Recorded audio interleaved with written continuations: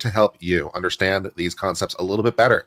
So to understand this, we need to talk about the difference between fraud in the inducement and fraud in fact.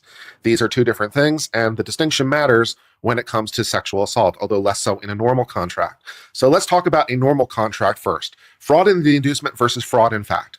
All right, fraud in the inducement is I'm tricking you into the motivation to buy, but what I'm really selling you is what it purports to be. Fraud, in fact, is I'm tricking you about the thing, what I'm selling you, what it is. So this is helpful to explain by analogy. Let's suppose that I'm a car dealer, okay? And I put out an ad that says, I've got, this wonderful car. It's a wonderful thing. It's a great price. Everything's wonderful about it.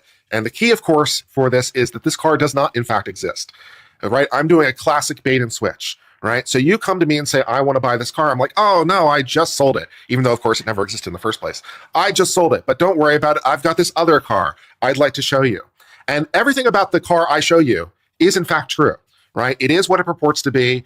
I represent what it is truthfully. I tell you about the price, which of course is not going to be as favorable as the price of the thing I advertise, but the price I tell you is in fact the price. You decide to buy it, or I motivate you to buy it. And it is what it purports to be. But I tricked you into coming down, right? This is a bait and switch, and it's illegal. You can't do that. You can't trick someone into deciding to make the purchase and then be like, oh, I've got this other thing, not as good a deal, but it is what it purports to be. You can't do that in a standard sale. All right, fraud in fact would be I'm tricking you about what the thing is. So in this scenario, my advertisement is accurate as far as it goes. So everything I say in the ad is true. But when you come down, I misrepresent something about it. Or I misrepresent what it is, or I withhold substantially material information that I know about.